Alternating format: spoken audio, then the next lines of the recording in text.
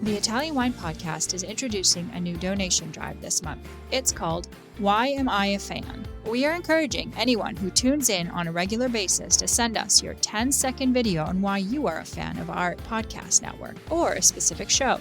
We will then share your thoughts with the world with the goal of garnering support for our donation drive. Italian Wine Podcast is a publicly funded, sponsor-driven enterprise that needs you in order to continue to receive awesome free wine edutainment 7 days a week. We are asking our listeners to donate to the Italian Wine Podcast by clicking either the GoFundMe link or the Patreon link found on ItalianWinePodcast.com. Remember, if you sign up as a monthly donor on our Patreon, we will send you a free IWP t-shirt and a copy of the Wine Democracy book, the newest Mama Jumbo Shrimp publication.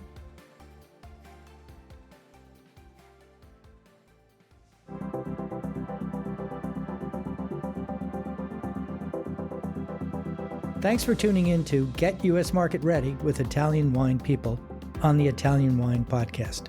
I'm Steve Raye, your host, and this podcast features interviews with the people actually making a difference in the Italian wine market in America, their experiences, challenges, and personal stories. And I'll be adding a practical focus to the conversation based on my 30 years in the business. So if you're interested in not just learning how, but also how else, then this pod is for you.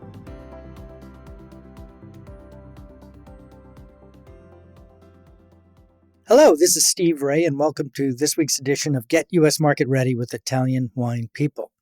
This week, I'm pleased to have as guests two students from a class that I taught at Bologna Business School that was held virtually. Usually, I would have done it in person at Villa Guasta di Villani, but we did this one by Zoom. And I think the interesting thing about that was simply that we've maintained contact thereafter. And perhaps a part of that is because Zoom is the way we're talking right now. In any case, my guests this week are Andrew Lucchesi and Meredith Grace Williford. Welcome to the show. Thank you. Thanks, Steve. I got a full name announcement. Yeah, I think I didn't have the middle name. No, you didn't. Well, you can probably hear it in Meredith's voice, but she's from the South, and they tend to use it's true middle names. So the first question I'd ask you guys is, why BBS and why business school in a world that's changing so rapidly? And this is going to be the theme through everything that we're talking about here today, how the impact of COVID, what the impact of COVID has been on a whole bunch of things. But let's start with the whole concept of graduate school and business school. Great. Yeah, I don't mind starting. So doing an MBA or business school was something I've been thinking about for a while. I've definitely had the question before of why would you go to Italy to do business school, which is a fair question. At the time, I was living in London, and the US and the UK both have a lot of really good business schools. But what was unique about the business school in Bologna, what they had to offer was they had kind of an accelerated one-year program that also had an industry focus. So as you could probably tell by the topic of this podcast, what Meredith and I both did ours in was food and wine. So you do the typical MBA courses that you would do, like marketing, finance, accounting, strategy. With the end part, you have some focus areas in that industry of choice. And that was something that was really unique that I didn't see at many other business schools. And it was an opportunity to explore the world of food and wine in a country that has such an incredible food and wine culture. And staying in Europe was something I was interested in doing, not to mention a nice silver lining was that it's much less expensive. And there's that. Did you speak Italian before you started on this project, and do you speak it now? No, so I spoke some very basic Italian. I did do some studies when I was in undergraduate, when I was younger, and my parents are Italian American, so I had some smattering of phrases here and there, but really I didn't get to learn it until I'm here, and now I would say I'm conversational. He's more than conversational. His Italian is pretty excellent. So I think the point I was trying to make there, though, is certainly the class that I taught was in English because that's the only language I know.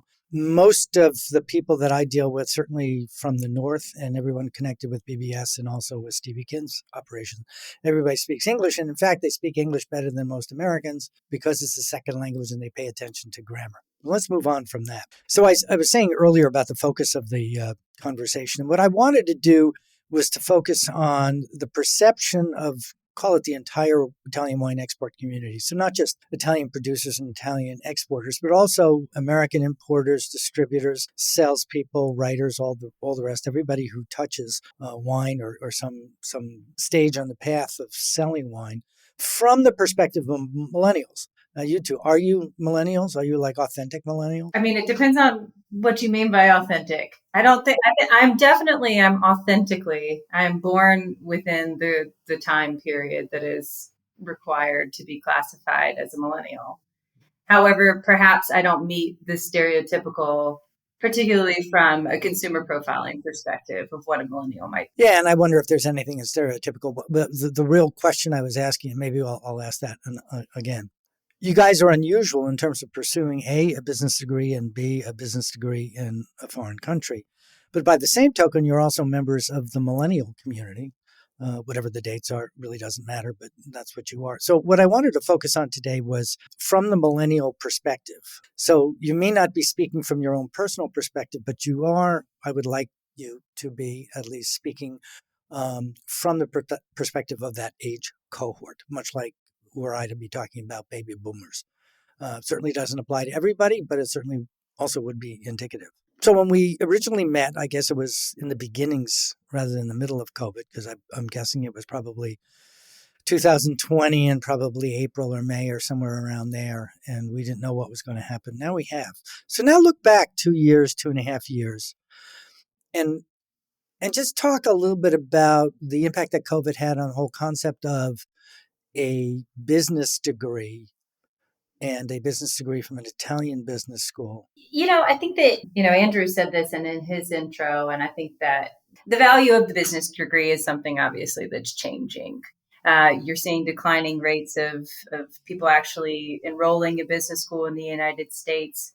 And as a result, I think that we're seeing some shifting dynamics regarding the education piece as it is. So when we look at millennial participation in those environments, I'm not sure that we know exactly what's driving that behavior, but we do know that, like Andrew was saying, that coming to Europe to actually get your business degree is a much more affordable option. I think that with COVID, bringing COVID into the conversation and some much larger kind of some other dynamics that are at play, we are seeing a lot of people move away from business school. We're seeing a lot of people move on into online formats. We were in an online format, which changed the way that we experienced our educational process, the way that we collaborated with our colleagues, right? Business school and any educational experience, historically,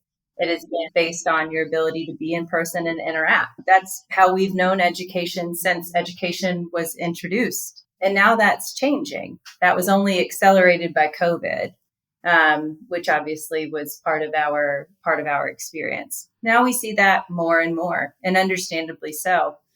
One of the great things is that it's increasing access for folks to education. People who originally couldn't actually attend classes in person, whether it's because of a motor disability or because they're located 3 hours away from their school of choice. It's an option for them. And one thing I'll add is that I think that was something that was exciting for the community was that University of Bologna, Unibo, was one of the first and largest European universities to make the switch online with COVID, and they did it in a pretty seamless way. And I think it actually, as Meredith was saying, with COVID, it allowed us to continue to pursue an education, not put that on pause, which sadly some communities weren't able to do. And it also mimics the way that jobs are happening right now, or a lot of times in a hybrid or even remote way. So I think it gave us skills in how to manage new situations and interact with our colleagues as students that we are able to take to the workforce, where a lot of our meetings are then again online. Yeah, it definitely prepares us for a hybrid workforce. We examine these trends in hybrid workforces while also essentially mimicking that in our day-to-day activity, which in itself is a very interesting thought experiment. One point I want to make, Andrew, you talked about the age of the institution. The University of Bologna, I believe, is the oldest European college, university, center of education going back to 1088, which I think is something that really impressed me when I was there. As an American, our history only goes back a couple, 300 years. All right, but back to millennials. One of the things that we hear about millennials, when I say we, I mean old white men in the business. And that's certainly a category that I belong in.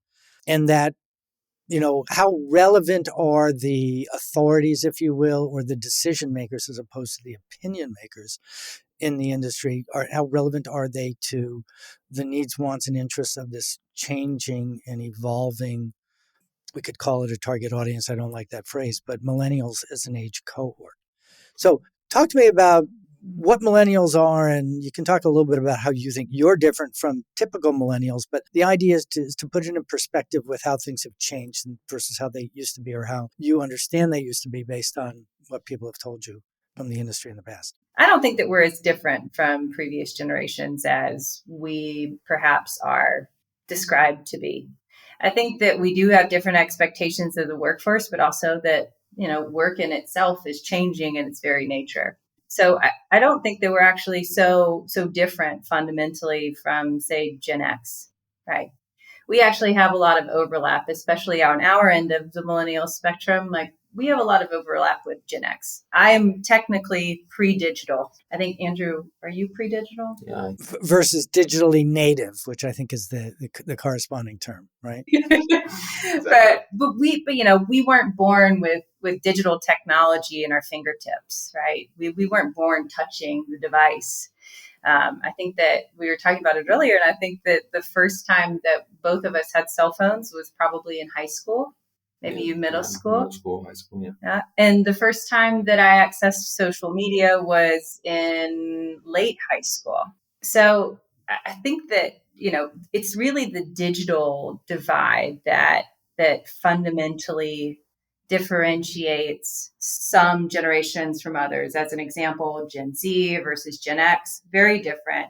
The digital divide, Gen Z is entirely digital, right? Whereas, Gen X, you are entirely pre-digital. So there's not as much cultural overlap. It's just not there. So that's very clear, and I think it's a very accurate way of doing it. But let's dig a little bit deeper into that. There are some of the things, I'm going to shout out a couple of words to you, which have commonly been ascribed to millennials and the way they behave. And just comment on them, if you will. And one of them is interest in sustainability. No, I think it's a super important aspect and something that millennials in general, seem to feel a greater sense of urgency and put more importance towards that in their, not across the board, but from what I've seen, in not only how they live their lives on a day-to-day basis, but in what they expect from their employers and their workplace. And we'll get into the workplace in a moment. I'm thinking more generally now, but so kind of a corollary to that, and where I'd like you to go is, how can brands communicate with this new target audience in a way that where they appear relevant and real, rather than just ticking a box or saying things because somebody wants to hear it? And we've all seen examples of both, I'm sure. Yeah, I think there's a big difference between action and greenwashing. That's a big phrase that's coming out that you see a lot right now. And like you said, it's not just ticking the box. I think millennials, and also I could probably say Gen Z, want to see real substance behind those actions, and not just ticking the box. So they want to see authentic and traceable types of activities that can be done, either whether it's in a certification like a B Corp. That's something that's gained a lot of momentum the past 5 to 10 years globally, in the US, Europe, and across the world. And it's a system that has a number of different components, including sustainability. And it's also one of the many certifications that the wine world has started to look into also. So kind of like organic and kind of like biodynamic with Demeter and some of those kinds of things. My understanding, though, is that B Corp speaks to how the entity conducts itself, both in and in communications with the larger world that they're integrating with. So it's not like a marketing tool. It's not a social media platform. It's an ethos or an ethic in how they run a company. I see a lot of reference to that, but getting B Corp certification evidently is quite a process. It doesn't mean that much today, I don't think, in the US because most Americans don't. So we've kind of talked about B Corp and defined it, sort of. Can you explain to me what a B Corp is? I can start. Yeah, I can start. So a B corporation, while it sounds like it is actually a type of incorporation in the United States, like an S corp or C corp, et cetera, et cetera.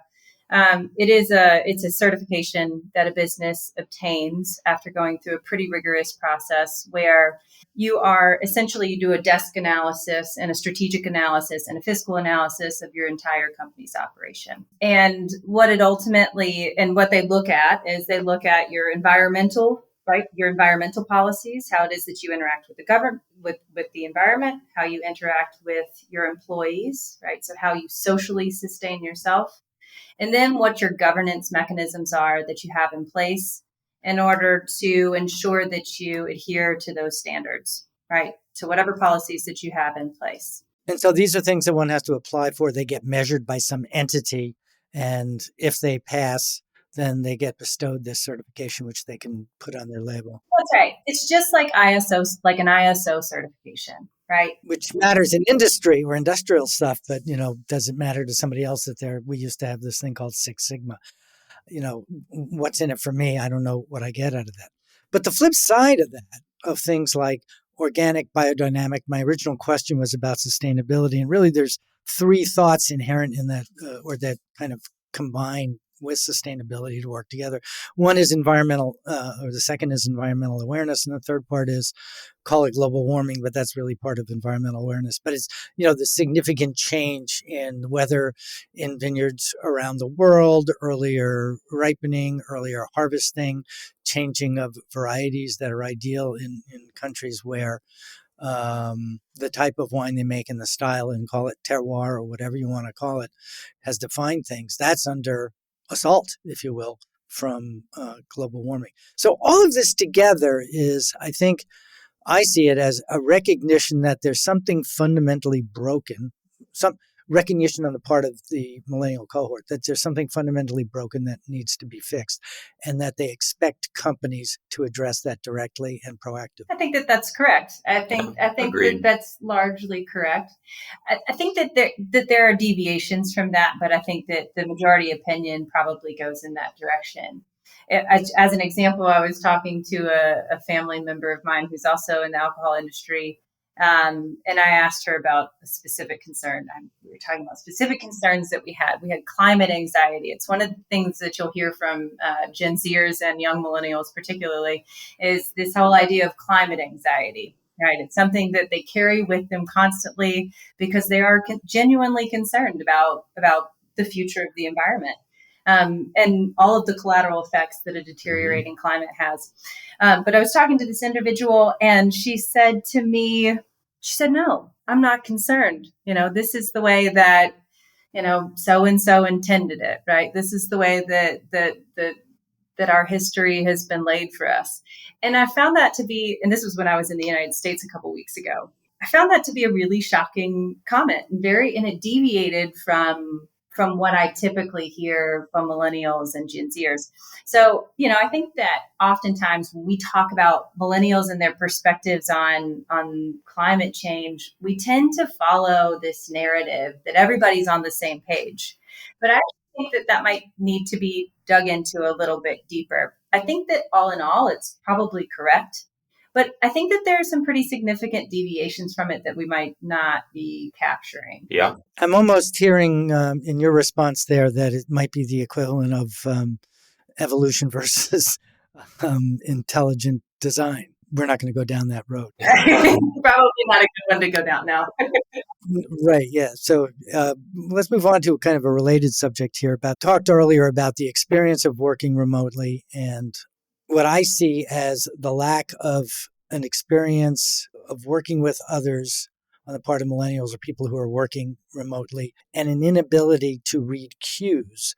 That is, I think, a very critical thing that you learn when you actually work in an office and interact directly with people, because it's not obvious on Zoom. Yes, even when you can see one another, that's fine, but you can't see body movements and those kinds of things. It's a lot harder. I see that with people, and it goes from something as innocuous as somebody making a statement or an observation on something I might have said that was dismissive or so forth, when it wasn't meant as dismissive but was taken as such, all the way up to something that makes me want to respond, who the hell are you? And why do you think you know so much about my subject? You've only been in the business for a year. And both those things have happened. Neither of those were my responses. But that's what's happening. Can you comment on that? So yes, in general, I think it's definitely a challenge, especially for millennials, people that are just coming into the workforce when they don't have that experience in the office, the human connection. You miss out, as you're rightly saying, Steve, some of the cues, the social cues. It's just not the same, no matter how close you try and make it, being on a Zoom call versus an in-person office meeting. And I think part of that was forced because of COVID, right? There wasn't another option, and people tried to make the best of it. I think where it becomes tricky is now that people have somewhat gotten used to it and they don't want to revert to ever going back to meeting in person, or they want to stay online maybe because they've become comfortable with it. I think maybe that's not the right way to go either. So it kind of went from one extreme where some places always mandated everyone in the office 9 to 5 every day. And I think that time's come and gone. But on the other side of the spectrum, you have people that are now remote 100% of the time. And sometimes that makes sense, but sometimes for some specific positions. But I think a lot of the times a hybrid option is maybe where you can get kind of the best of both of those, where you can rectify some of those communication issues that could happen if you're always online, and still have the opportunity to have a more flexible personal life that you wouldn't be able to have if you were always in the office. Yeah. Italian Wine Podcast, part of the Mama Jumbo Shrimp family.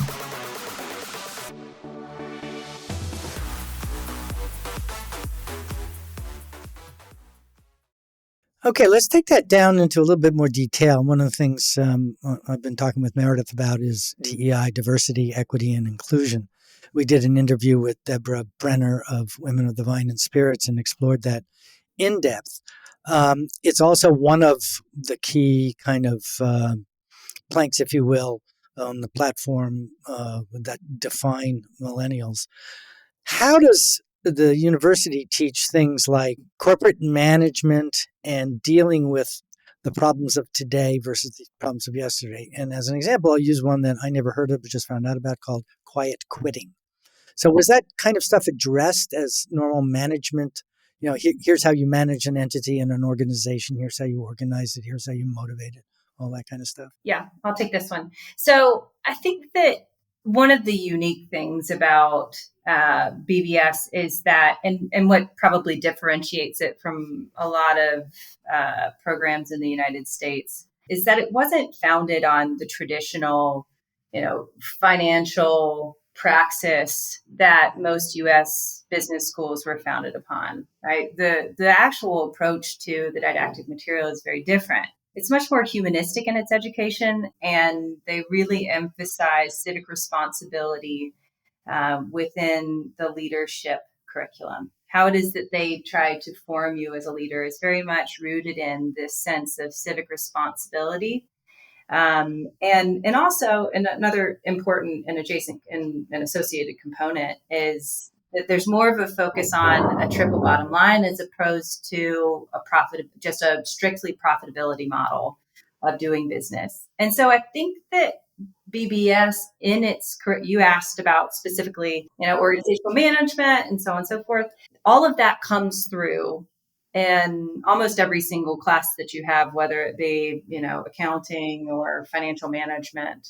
And at the risk of continuing to sound like a BBS commercial, it really actually is a fundamental piece of how they approach academics. So you couple that with the food and wine experience, you can imagine, right, that there is a much stronger focus on sustainability, whether that be social sustainability or environmental sustainability, right, than you might find in institutions in the United States. Okay, Andrew, here's one for you, kind of related to what we were just talking about. I see this written about a lot, that there's been this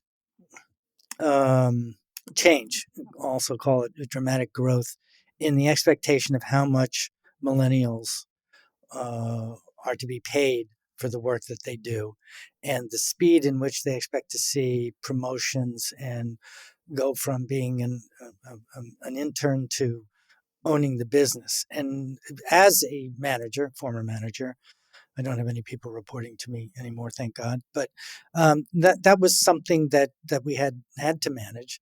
And the tools that you used and the currency that you used was, of course, money, but also responsibility. It was title.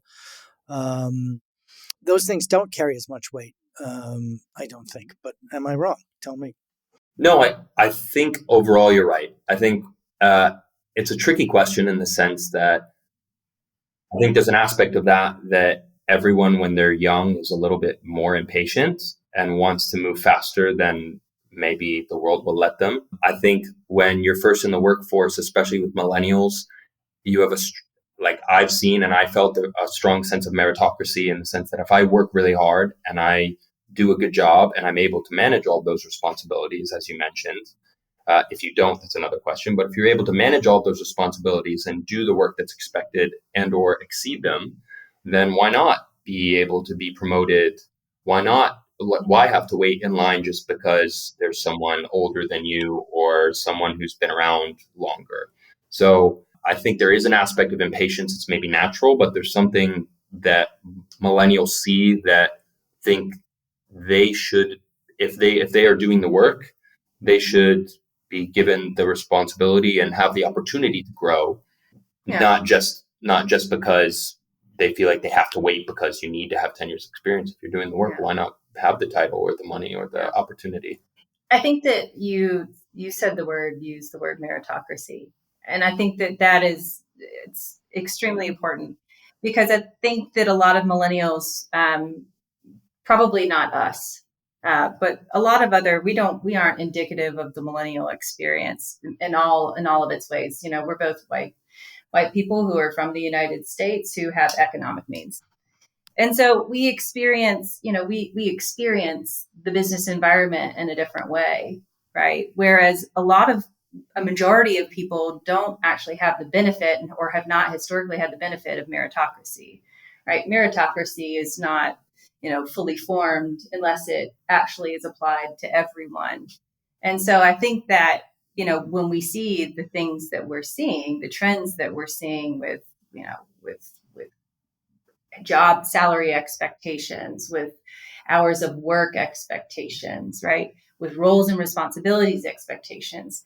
I think that it all ties into this genuine desire for a deeper and more authentic meritocracy. And if it's that way, if it is in fact a meritocracy, then I think it will root out some of what we see to be the trends and asking for higher compensation. Also, I think that the markets need to adjust. Well, I think that's a huge thing. It's almost like there's the wine market, which is this old stuck in the mud thing for 1,000 reasons. And then there's technology or technology influenced things. And there are two different salary rates, ranges, and growth rates that happen with there. But I'm not going to go down that road. Let's jump to, because we're running low on time, but I did want to get to this. The fundamental thing that we're talking about, I like to be talking about, is marketing. We were talking about some of the words that define millennials. I'm going to throw three more out and posit that they don't necessarily apply only to millennials. They apply to everybody as a consumer. That things that are more interesting these days are not just, is a product better than another? It was product differences that kind of define the point. The old ways of positioning statements, and by using somebody else as a point of reference to say, I am better because of this. It's no longer a function solely of product quality, but things like history, legacy, and authenticity, which think of them as the legs on a stool that support it, but are themselves not the primary reason for doing it. And that applies to everyone. And the fundamental reason, in my perspective, is because the information is now available to everyone through smartphones and online and dedicated sites and all the rest of that. And that's the fundamental change. It used to be that the people who controlled the printing presses controlled the access to information and education. That's no longer the case. It's pretty much everybody can get anything, anytime, anywhere off their smartphone. Can you guys comment on that? Yeah, sure. I think that you're definitely correct in the sense that now with so much information available all the time, people are able to really analyze and ask for more from the different products that they have available to them. And so marketing really needs to find a way to differentiate to millennials that have a lot of different options. And that means, like you said, just rightly said, having legacy, a story, a history on top of just the basics that you need to enter, like having a good product. That's also where things like some of these certifications we were talking about come in. You really need to be able to provide a lot of different things, check a lot of boxes to stand out when you can get this information from almost any product anywhere and order something anytime. Yeah. Yeah, I think that fundamentally that's the key, is to be able to deliver something, and no matter how deep the research goes, that the product and the way that it's delivered still stands. I was drinking a bottle of wine from Veneto. I won't name the producer, but it's a long time producer, right? They've been around since the early 1900s. They have a long and storied tradition, and they decided that they were going to spin off, and they were going to create a new product that was produced for the US market, also sold here in Italy, interestingly enough.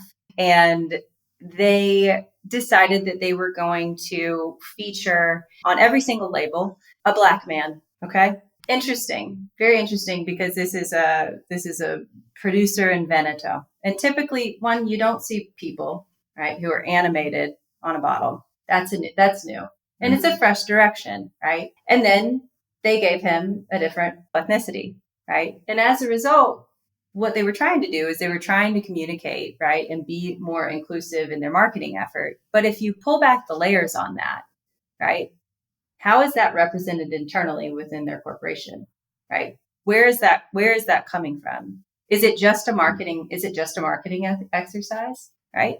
If you pull back the layers, what that looks like is a marketing exercise. It's very inauthentic. It doesn't seem to actually reflect the reality of the corporation itself and its values.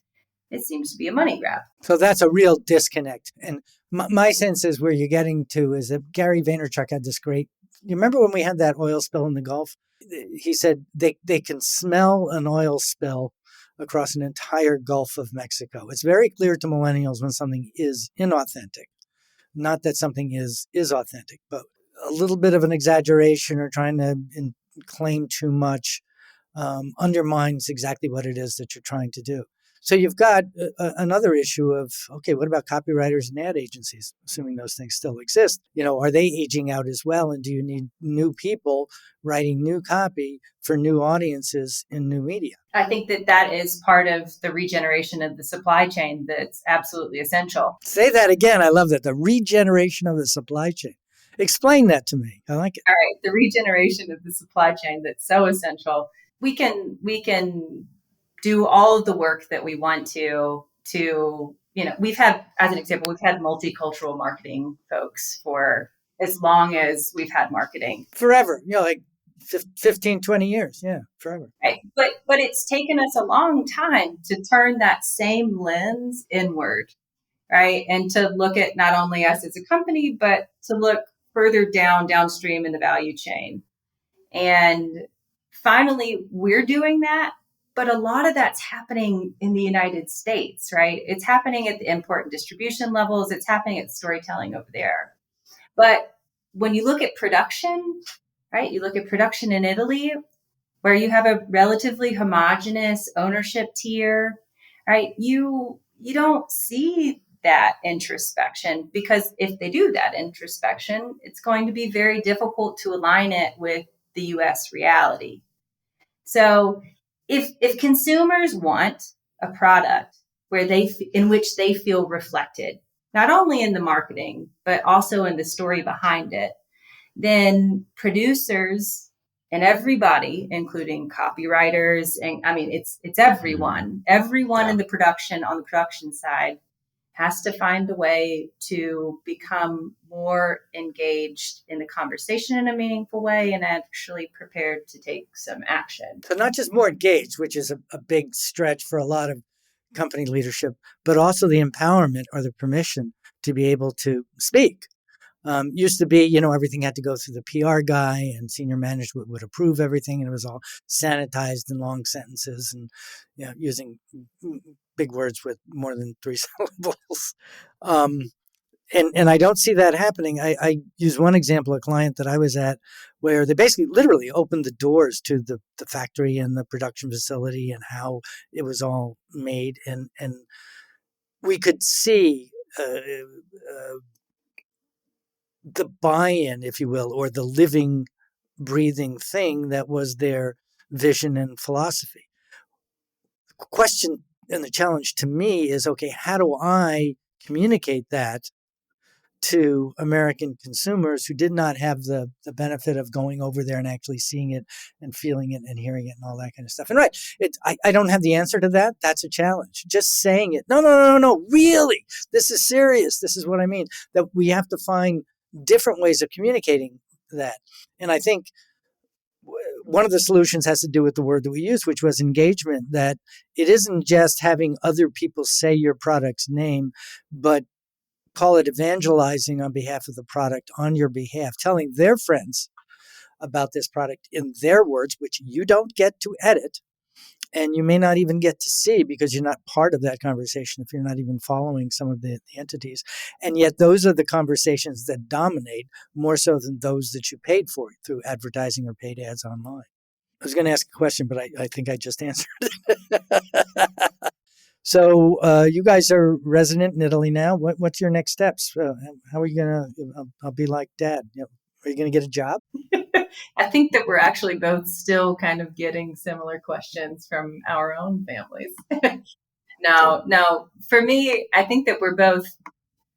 I'll let you speak for yourself, but Thank you. but I'm planning to stay in Italy, but I'm splitting my time between the U.S. and Italy.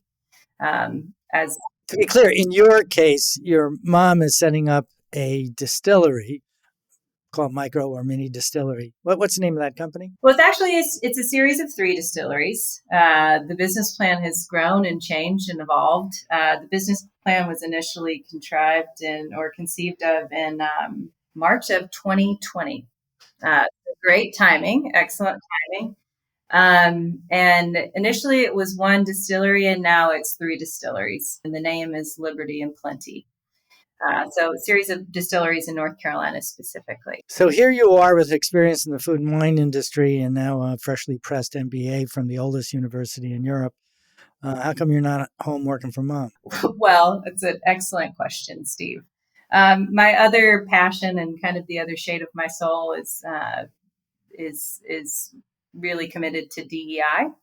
In fact, when I came to Bologna Business School, one of the reasons why I came here was because my objective was to try to operate in a consulting space, working on inclusive production.